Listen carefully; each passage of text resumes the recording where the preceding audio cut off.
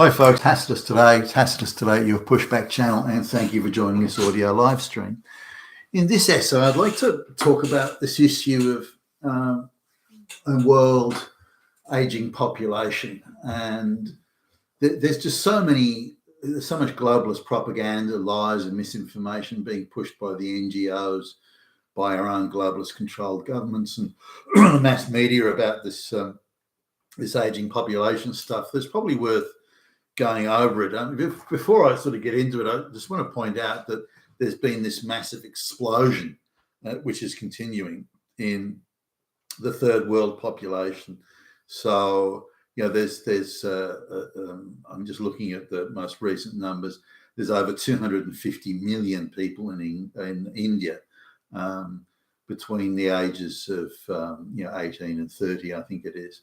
That's a massive population bulge, and the Indians are procreating like fucking crazy, as indeed the Bangladeshis and the Pakistanis. So in surplus population terms, say people under the age of between say 18 and 40, just in the Indian subcontinent alone, there's 1.4 billion people that want to move to the first world and are being encouraged to do so by the globalist propagandists, agitators and stirrers and so on. Now, the same goes for Africa. The African population is exploding and is predicted to sort of more than double in I think it's the next 30 to 40 years.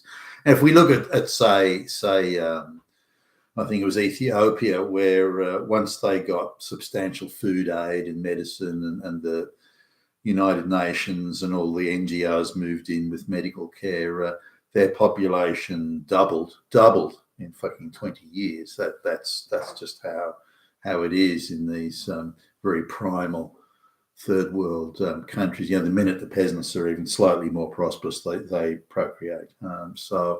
So we're looking at these massive population surpluses, and there's no way those basket case economies can provide work or anything, any future for these sort of young people. So there's the real drive on to export those people to the more advanced economies, which is what we're seeing now. And this is the mass migration of the globalist project from the Middle East too.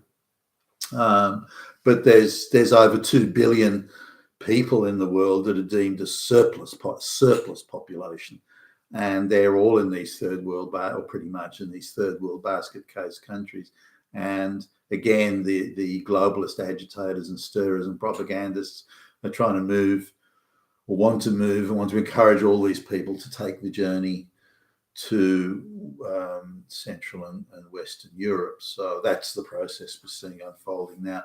Now, coming back to this aging population thing, which is a grotesque untruth, by the way, and is being wickedly misrepresented to the people of the West. The argument being that as the population ages, we need more carers and helpers to work in old folks' homes, things like that. Now, they seem to manage in Japan very well without mass migration, so why can't other countries? Well, that's not what the globalists want. And I'll come back to that in just a moment. Now, in the 1970s, there was a big drive on in the West to encourage women to, not necessarily, they were already in the workforce. So this idea, by the way, that women had been prevented from working or weren't allowed to work and this sort of thing is utter nonsense. If you get photographs of office staff and employees from the 1920s and 1930s, all over whether it be Britain or Canada, the United States, you'll find at least 30% of the employees are female employees of different ages. They're not all teenagers about to get married or something. There's all sorts of ages there. So this idea of women being denied employment is just a load of feminist bullshit. But what the West, and pretty much all across the West, encouraged women to do was to stay on and finish senior high school, to enter the workforce and stay in delay childbirth and stay in the workforce for longer, delay marriage and childbirth and so on, and stay working. Now, at the same time as this was going on, the consumer age was sort of starting to really hit its high point, or begin its high point. So electronic goods and consumer goods of all sorts, including fashion clothes that formerly had been too expensive or difficult to buy, were now in reach, and people had, anyone that had a full-time job was capable of living independently if they wanted to, and such was the purchasing power of the paycheck. So a lot of people, women too, were choosing to live sort of independently, had access to all these consumer goods. Now, as soon as you got married and had children, then you had to divert your resources to the children, which meant fewer consumer goods, fewer fashion items, and a lower standard of living, because you're now investing in the next generation rather than investing in your own consumption. So this changed the nature of things, and also things like birth control and the like. So there were fewer shotgun marriages and things like that. So this meant that the 2.5 children that were being born, sort of average per woman, and it wasn't unusual, certainly when I was a young man, to see families of 4 and 5 children. It just wasn't unusual. More than that as well. I remember there was some people lived down the road, and I don't know how they did it, but they had 13 children, for goodness sake. So and the guy, I knew that the guy was probably the calmest, most relaxed dude you could ever meet. The father. How he did it with a household in permanent state of mayhem was beyond me. But I thought I admired it. I want to be as chilled as that dude when I grow up. So the birth rate of 2.5 average fell, sort of following that move to keep women in the workforce longer, delay marriage, and then of course the consumer age coming at the same time. I'm not sure whether futurists really sort of saw the combination of the two and the effect it would have. But what it meant was that people were, the birth rate fell from sort of 2.5 or about 2.5 to, in some countries, Western countries, it was particularly a Western affliction, fell to sort of half that. Now, there'd been a natural, there are a few more things were happening as well. People were living longer, for example. I recall as a kid the adults talking that Billy Bob down the road had retired at age 65. He'd started working at the company at 14. He'd retired at 65, some manufacturing job or whatever, and he'd be dead within 2 years. And the average age for men at the time was 67 to die. So within sort of 18 months to 3 years after retiring, these people would die, and that struck me. Oh, why does retiring mean death? But there was that direct association. And I remember the adults sort of talking about it when I was a little kid. So people are living longer now. So instead of dying at 67, they're dying at 80, for example, and so the average age of people who aren't already in terrible ill health or something, the average age has got much longer. They're living for longer and so on. I was some while ago. I visited an old folks home, and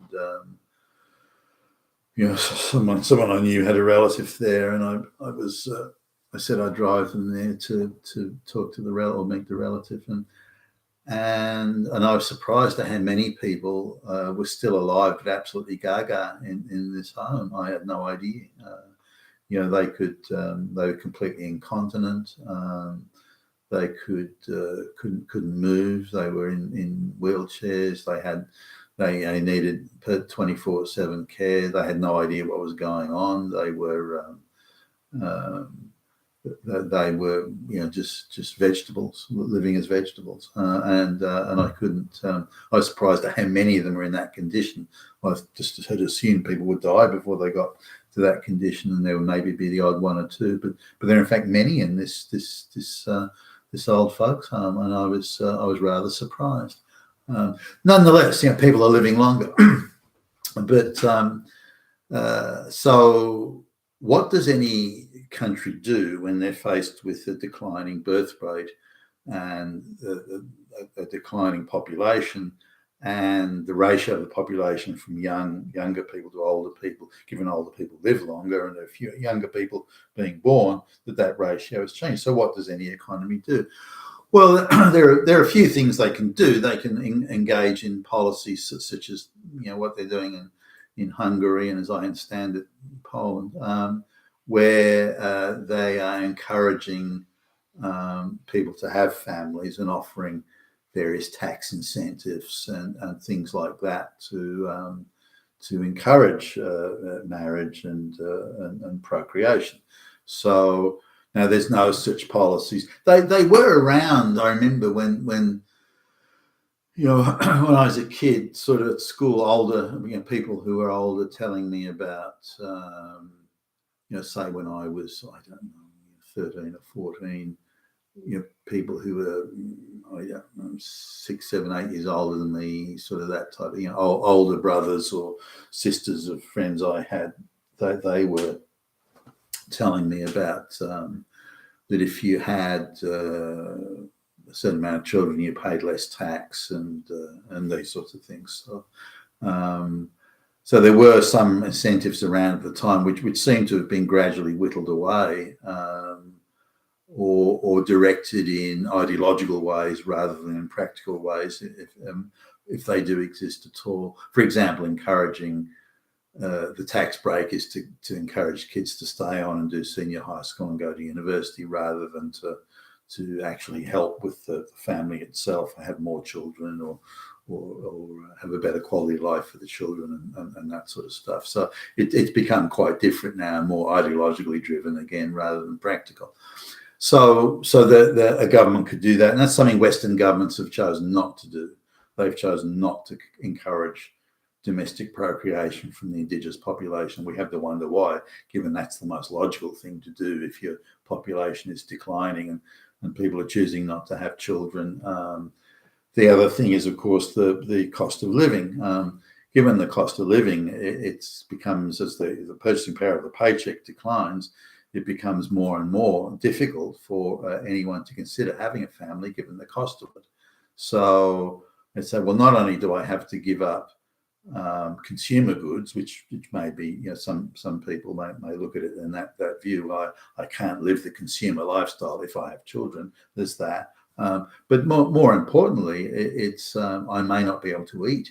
I may not be able to put food on the table. I may not be able to ever own anything or run a car because of the cost of having children, because the purchasing power of the paycheck's been torn to pieces.